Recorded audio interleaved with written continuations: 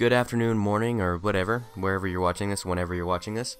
I thought this time try a little something new, a faceless storytelling video as opposed to my previous one where you could obviously see my face. But I just want to tell you guys a couple of stories about one of my all-time best friends by the name of Ben, on Xbox also known as Reverend Itachi. If you've seen any of my gaming videos where I have the party joining me, and you can hear their audio and whatnot, he's the one, you know, has a really deep voice.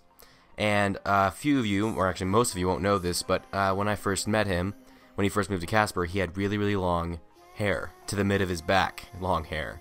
And see his face and his prepubescent Italian mustache and all that stuff, you might have thought he was a girl. So we went to a Loaf and Jug, which is a convenience store chain, very prominent in the city of Casper where I grew up. We went to a Loaf and Jug one day. It was probably about 2 o'clock in the afternoon, and we both grabbed drinks. He grabbed a Monster. Go to the register. I'm in front of him, and I step back to let him do it because I was his ride. Goes up there, and he puts his Monster down on the counter. He's also really quiet, so it's not exactly uncommon for him to go through an entire transaction without saying anything. His hair somewhat obstructed his face. Honestly, he does look like a not exactly obvious teenage girl. So goes through this whole transaction and gets to the end of the transaction. Guy gives him back his change. He's like, "Okay, have a nice day, ma'am," and Ben's got a really deep voice.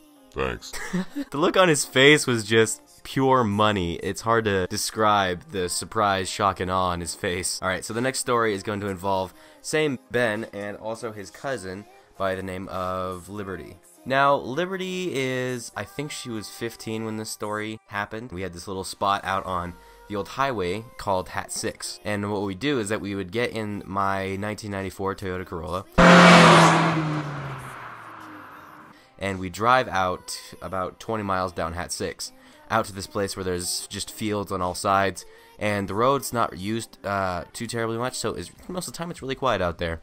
Just outside of the city, so you're away from all the city noises, and you're also far enough from the city lights, there's not a ton of light pollution out there. It was dead calm out there, and we were out there for about an hour, and me and Ben and Liberty were out there, just having a grand old time, listening to music, telling stories, laughing, sitting on the trunk of my car and drinking warm/hot Monsters. And the reason why I decided to include little details, because I had 3 Monsters underneath my passenger side seat, and this is the middle of summer, so my car got quite hot.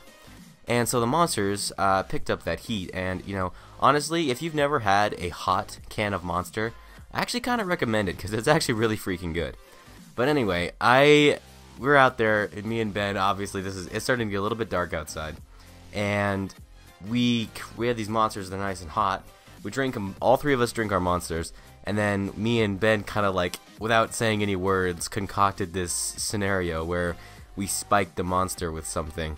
And I guess Liberty wasn't particularly well versed in pop culture phenomena or any of that kind of stuff, because me and Ben decided that we had concocted this imaginary drug called Heisenberg. And I pointed out the little bubble. If you look on the bottom of a Monster can or any kind of can, even just a soda can, there's a little bubbles on the bottom, either where it was molded or where there was an intentional mark on the bottom of the can. And we told her that we had drilled a small hole in the bottom of the Monster can, injected Heisenberg, and then resealed it. And it worked so well that she actually got this really concerned look on her face, like, "Oh no, what have I done? What did they put in my drink? What's going to happen to me?" So me and Ben are sitting there, "Yeah, we put Heisenberg, prepare for a trip. I hope you packed your bags, kid." And we just laughed about it for like 20 minutes, and she got really concerned, and we got back in the car, and we drove back into town with her asking us, "What's Heisenberg? What is it gonna do? Blah, blah, blah, blah, blah." And, you know, Liberty, if you're just finding this out now, I don't care. It was funny. Alright, and for the last story in this particular video, I'm going to talk about another little fun thing we did out on Hat 6, just me and Ben. So we went out there, same 1994 Toyota Corolla. It's getting actually kind of dark when we headed out there. The sun was setting when we drove out there. And we get out to our little spot. We actually had a spot at one point. It was designated. It was between 3 or 4 different houses, which are all really spread out because Hat 6 has very few residents. We get out there, and we're sitting there. We're out there for an hour and a half or something like that. And Ben revealed to me as the sun was going down that he had practically no night vision. In the dark, he is totally defenseless, and we had this joke running for a little while that if I ever wanted to beat him up, or if I ever needed to, you know, hand him his pasty white butt, I'd have to turn off the lights and then go to town, because I actually have night vision. So I just conducted this little experiment. I took his phone away from him, got out into the middle of the road, and then turned all the lights off and went dead silent. and then I waved my hand in front of his face, and he, with delayed reaction, he felt the wind on his face, and then he went into defense mode, which I thought was hysterical. I walked away from him as stealthily as I could. His ass is like, Brian? Brian? Not really sounding terrified, but still funny. Brian, where are you? Give me my phone, Brian, Brian. And then I just started running at him as fast as I could, and he just kind of got this really scared, shocked look on his face, and he kind of fell into a defensive combat stance. He's just waiting for it, and I just pick him up and I run. And he's, oh my gosh, what? And I'm laughing. I give him back his phone. We get in the car and we drive home. Anyway, that was just a few stories about me and my friend Ben having great old times back in Casper.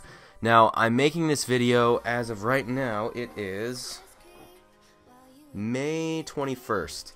I'm actually planning a secret trip. I'm going to go down to Casper on June 2nd, weather abiding, to visit Ben. I'm actually not telling him that I'm showing up, which is the reason why, Ben, if you're watching this, this is the reason why I was so concerned about you telling me when you're going to leave Casper. So, stay tuned for video and whatnot of me going to try and surprise Ben in Casper. I have a lot of things going through. Like, honestly, I'm thinking I'm going to get a disguise, go into where he works, and then try and act really kind of shifty so I get his alarms and alerts put on me so that I can go up to him and be like, Sir, can you help me find my best friend? And then rip it all off and surprise him, and hopefully I'll have a camera so I can record it. But anyway, stay tuned for that, and thanks for watching. Have a great day.